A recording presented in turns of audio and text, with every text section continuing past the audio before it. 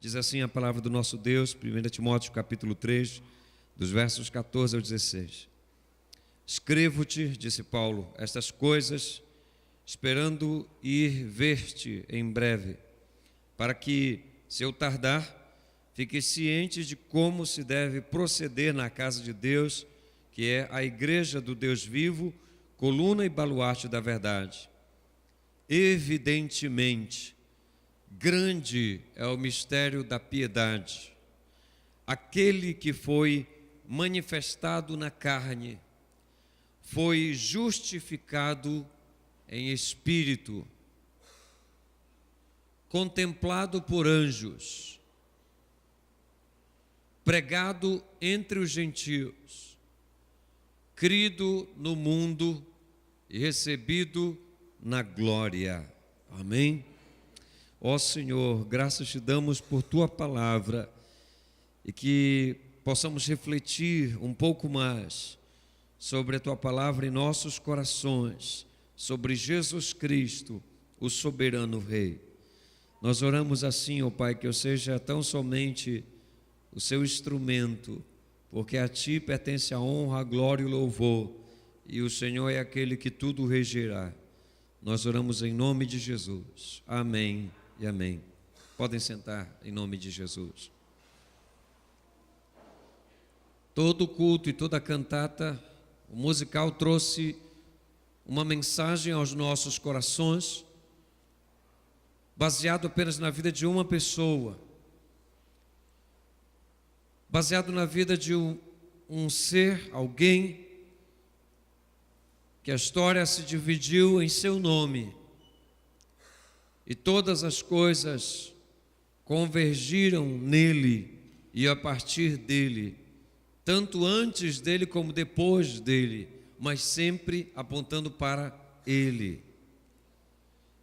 Agora, a história de Jesus exige de cada um de nós uma decisão que nós precisamos tomar diante do que nós ouvimos e diante do que foi proclamado. É um pouco estranho, não é? Como pensar do soberano, como nós vimos, e até estava na figura que estava projetada aqui agora há pouco. Vocês viram abaixo a coroa de espinho e acima a coroa de glória, a coroa de rei, porque de fato ele passou pelo sofrimento e depois então a glória, tendo vindo ele de lá.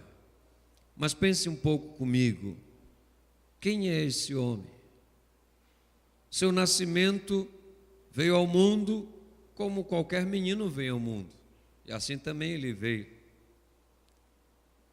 E cresceu como qualquer ser humano cresceu. Tornou-se um jovem como qualquer jovem. Claro que como menino foi achado discutindo com doutores da lei sobre as coisas de Deus, mas ainda assim um menino e depois um jovem.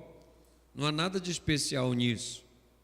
Bem, para piorar as coisas, se poderemos dizer assim, ele é filho de um carpinteiro. E haviam alguns filhos de carpinteiros naquela época.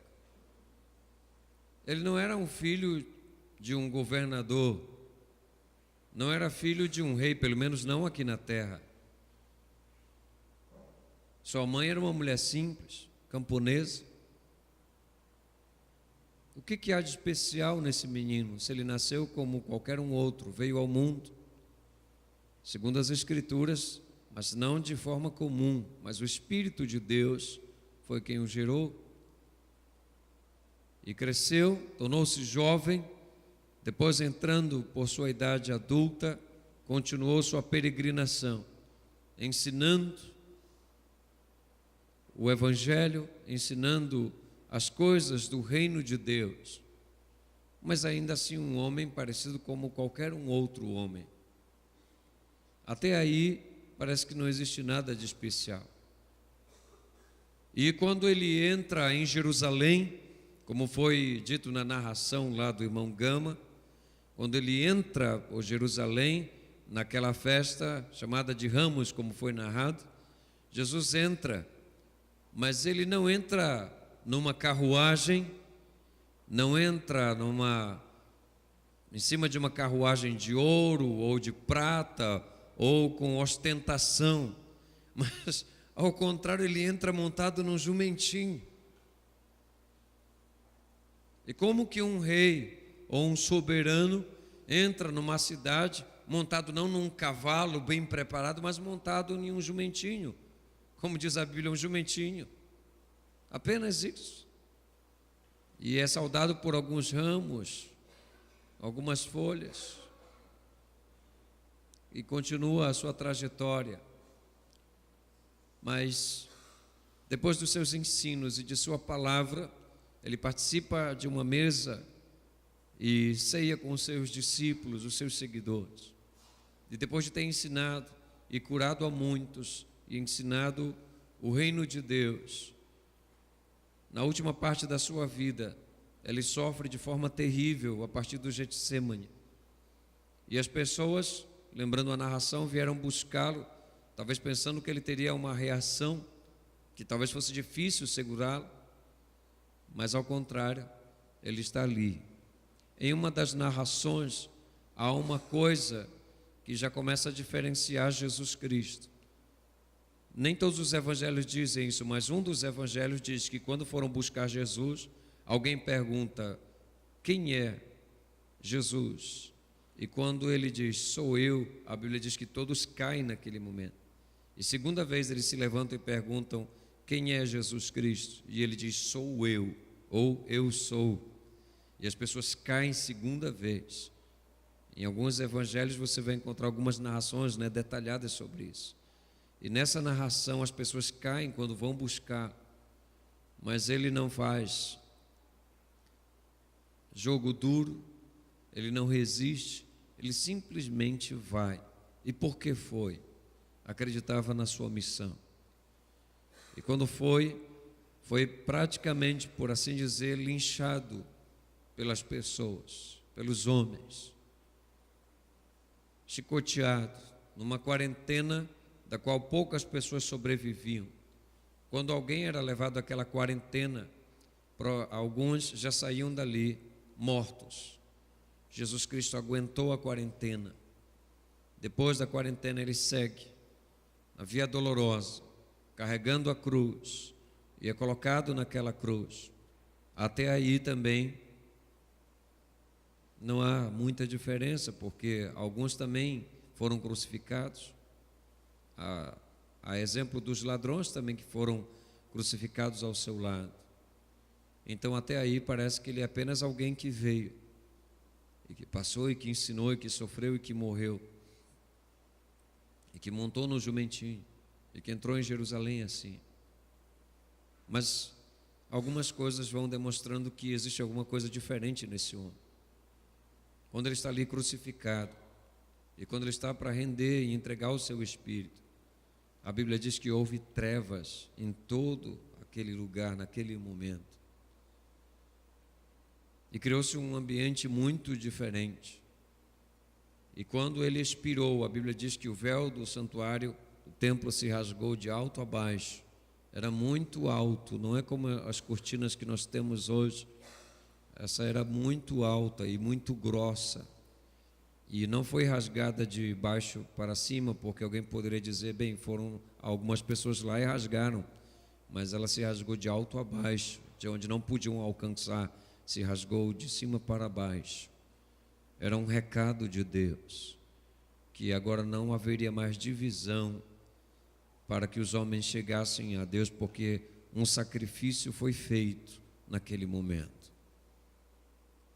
Mas há uma coisa que acontece com ele que acontece com qualquer homem. Ele morreu. E todos morrem. E ele simplesmente morreu.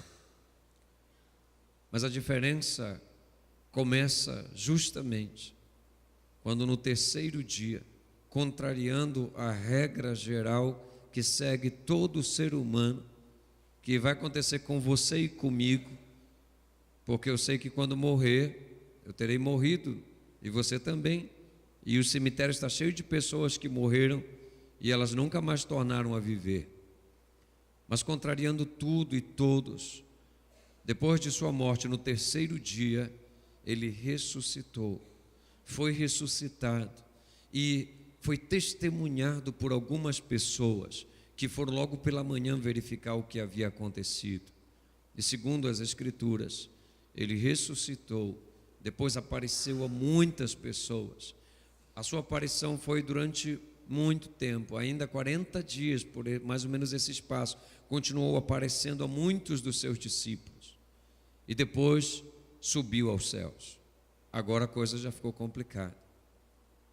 Um simples homem não poderia ter ressuscitado.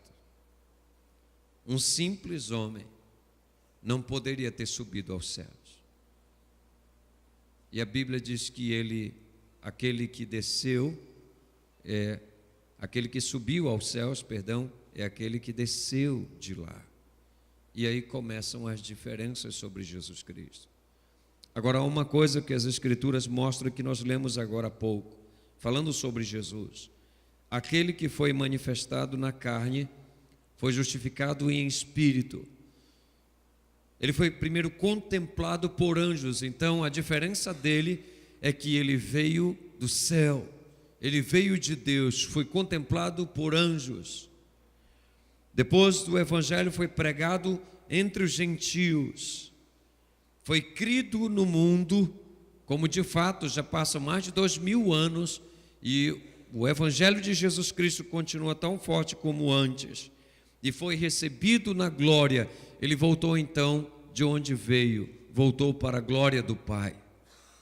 Então agora já não tem mais como dizer que ele foi uma simples criança que veio e que nasceu, ou um simples homem que passou por aqui, ou um simples homem que morreu numa cruz, porque contrariando a regra, contrariando o que nós concebemos, ele ressuscitou ao terceiro dia, ele quebrou aquilo que é impossível. Então se ele ressuscitou, então ele tem poder, essa pessoa tem poder sobre a morte não tem poder sobre ele.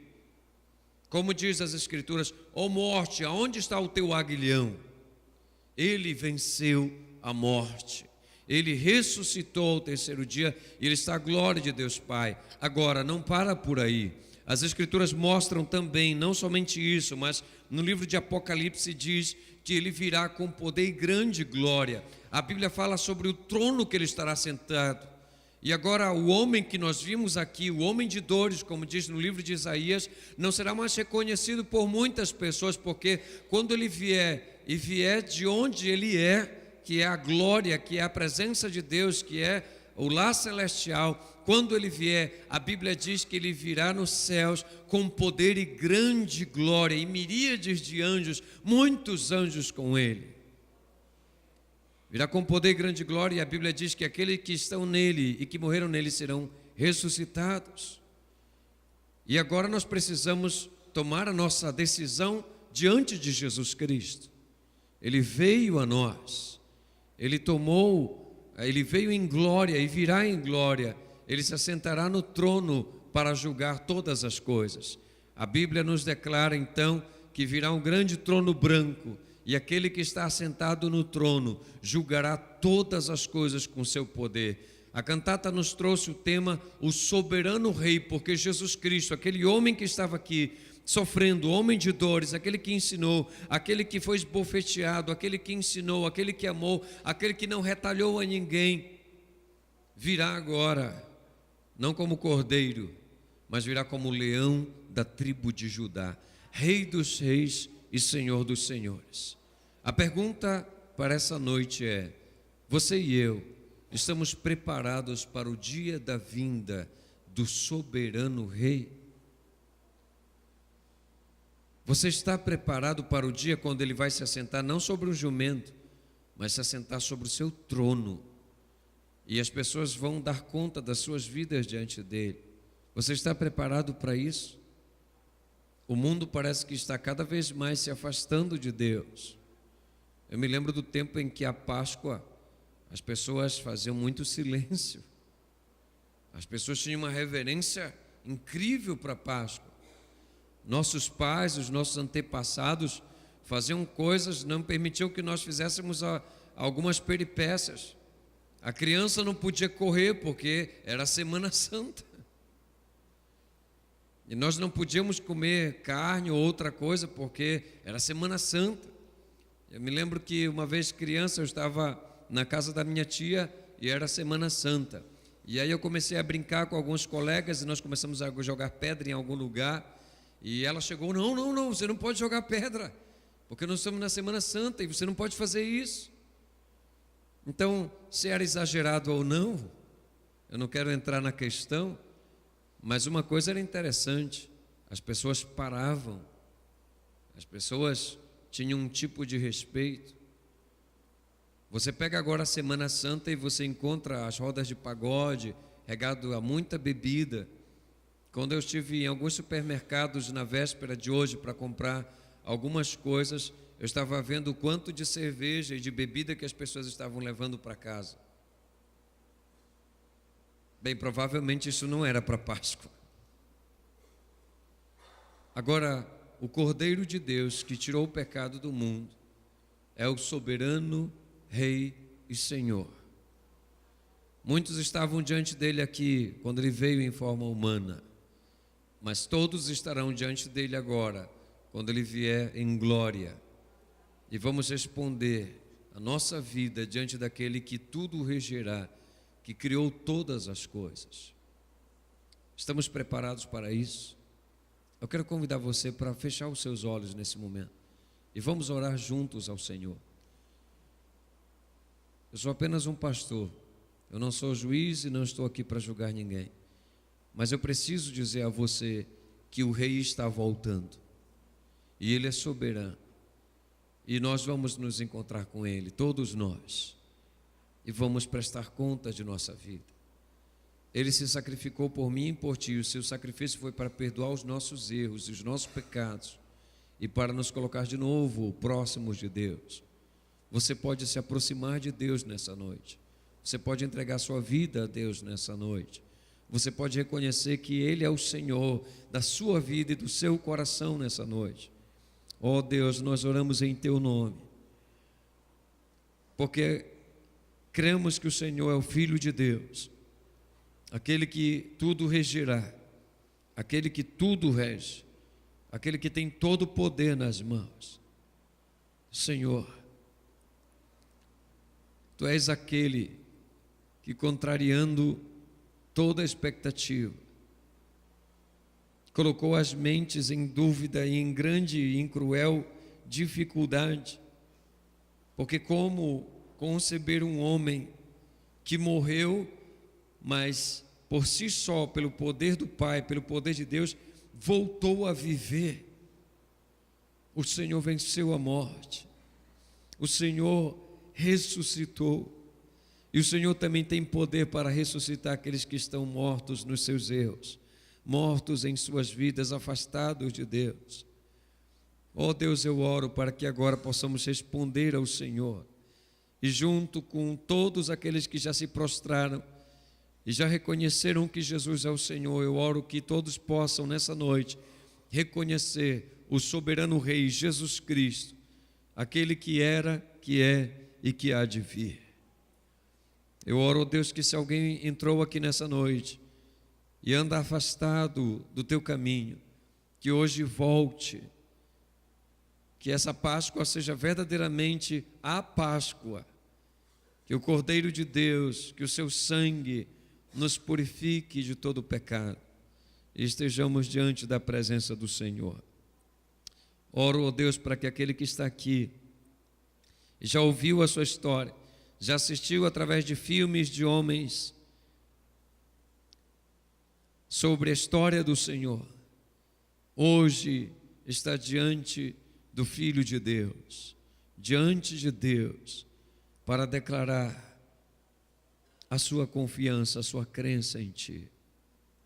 Ó Deus, recebe cada vida, aqueles, ó Deus, que reconhecem que somente Tu és o Senhor e que não há outro a não ser o nosso Deus. Nós oramos em nome de Jesus. Amém, Senhor. Ainda agora, com as cabeças baixas e pensando em nossas vidas. Se hoje você entrou aqui e o seu desejo é voltar-se para Deus, é se reconciliar com Deus, por favor, onde você está, levante a sua mão bem alto. Eu gostaria de orar por você nessa noite. Se você deseja hoje, pastor, eu quero me reconciliar. Amém, meu irmão querido. Há mais alguém? Pode levantar a sua mão. E nós vamos entender que você está se voltando de novo para Deus. Talvez a sua situação seja dar um passo hoje em direção a Jesus. Se você quer dar esse passo, onde você está, levante sua mão, por favor. Há mais alguém que gostaria de fazer isso? Levante alto para que eu possa ver a sua mão levantada. Nós vamos orar por você. Ó Deus, em nome de Jesus, abençoe nosso irmão que está tomando a iniciativa de se reconciliar com o Senhor. Toma o seu viver em tuas mãos. Faz com que ele possa andar na tua presença, Senhor. Faz com que ele venha reconhecer o soberano Rei em cada instante, em cada momento de sua vida. Que então o teu nome seja glorificado e exaltado na vida deste irmão. E que o Senhor também seja exaltado na vida de cada um de nós. Obrigado, ó Pai, porque Tu és o soberano Rei. A Ti seja a honra e a glória e o louvor para sempre. Recebe a nossa adoração e o nosso louvor, em nome de Jesus. Amém e amém.